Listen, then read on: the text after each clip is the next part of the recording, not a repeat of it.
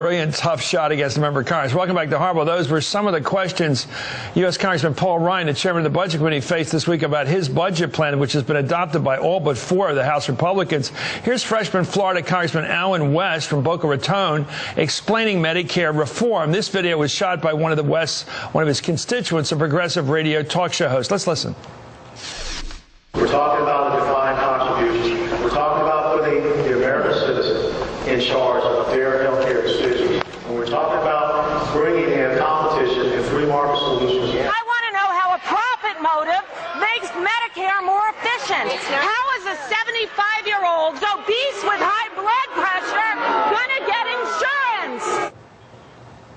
Wow, I guess somebody moved in on there. Anyway, can Democrats win back the House in 2012 by tying Republicans to the Ryan budget plan, which is, as I said, adopted by all but 4 of all the 200-some Republicans? Steve Israel of New York is a congressman. He's chairman of the Democratic Congressional Campaign Committee, which is, he has the job of getting Democrats to, can you fellas and women win back the House of Representatives with this issue? Absolutely. We are holding Republicans accountable for the defining vote in this Congress, and that vote was to end Medicare in order to fund tax cuts for big oil companies. These Republicans who beat us in the last election beat us by saying that they would come and protect Medicare.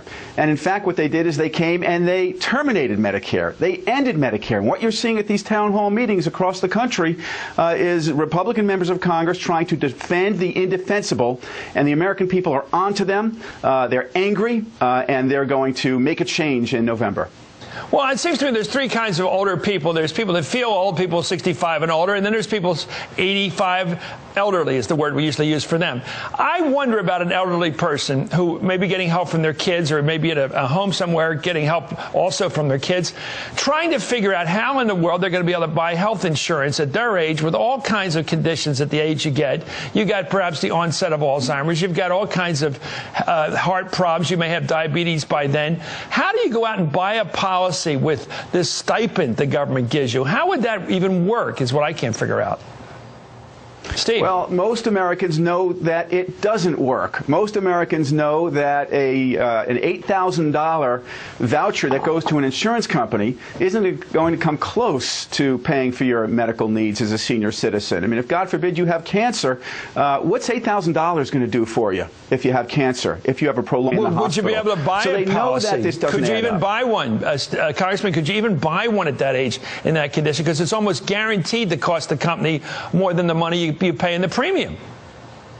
Well, that's exactly right. It's going to be almost impossible to buy it. Now, what I find staggering is these Republicans who say at these town hall meetings, well, it's okay if you're 65, we're going to protect you. This isn't going to kick in for another 10 years. What they're really saying is this. What they're really saying is we know this is such a bad idea that we're not willing to implement it now. We're going to implement it in 10 years. Well, you know what? If it's a bad idea now, it's a bad idea in 10 years. And the other issue is this. For people who are younger, who are 55, I know I'm 52. I've been paying into Medicare since I was bussing tables at the Jones Beach restaurant on Long Island. I paid into Medicare. Now, when I get to be 65, what this Republican plan tells me is my money was for nothing. I don't get on Medicare. It's terminated. What I do get is the ability, a voucher that lets me shop for insurance with insurance companies who get a profit from that. It is just absurd on its face. Let me give you some addresses where this message will go over well. Delaware County, Pennsylvania, Bucks County, Pennsylvania, Lackawanna County. Go up to where all the Democrats that got beaten last time and win back the seats, because you'll win every one of them with this issue. I don't know how you can lose. Here's Republican Congressman Pete Meehan, an example. He got the Sestak seat in Delaware. Sestak could have had it for life if he wanted. But here he is, man. He's a U.S. attorney. He has no idea. He's not an ideologue. He's a middle-of-the-roader. Here he is defending the far right on Medicare. Let's listen. If you voted to abolish Medicare, how will you explain that to people who are in their 50s, who are out of work, that they will have not the Medicare that I have? You said you made a comment that I voted to abolish Medicare, and that's factually wrong. Well, how is that wrong? Second, ma'am, let me answer the question, I please, will. and I'll talk to you. Thank you. All right.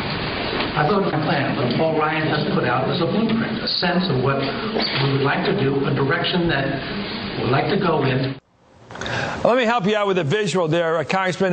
Pat Meehan is a good guy. He's wearing a French blue work shirt. Do you think it'll help? He's trying to explain that he really didn't vote for the killing of Medicare. He voted for a plan to kill Medicare, a blueprint. Nobody buys a blueprint unless they're going to build the house. What is he talking about? Anyway, your thoughts. Chris, all of the flip-flopping, the sidestepping, and the backpedaling in the world is not going to make up for the fact that he voted to terminate Medicare. And you're absolutely right about our drive for... I'm sorry? These guys know what they did when they put the noose around their neck. You got over 200 Republicans, a lot of them from moderate districts, swing suburban districts, that were in a bad mood because of the economy last year, that voted Republican because they're angry. Well, they're going to be even angrier next year and vote Democrat. What are your thoughts? Does he know what he did? We need 25 seats to win the House back. You're absolutely right. In Pennsylvania, 3 of those districts are in the suburbs of Philadelphia. We've got 2 additional Pennsylvania districts.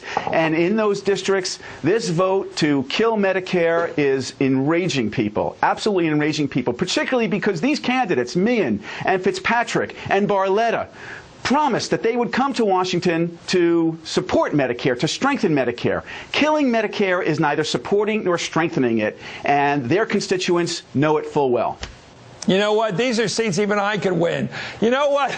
This is Tip O'Neill politics. This is basic bread and butter, working wages, Democratic issue, and the Republicans have stepped in the goo on this one. Thank you, Steve. I watched you, Congressman, the other day on one of the other shows. I thought you were the clearest expositor of a very clear message that I've heard. Some of your guys get confused with distractions and too many words. You've got it down. Just how to do what you do, and you'll get 218 next time, sir. Thank you for coming on Hardball. You're a great DCCC chair. Thanks. Up next, Republican governors and legislatures are trying to make it harder for African American students and the poor to vote. Guess why? In other words, they're trying to keep down the traditional Democratic vote.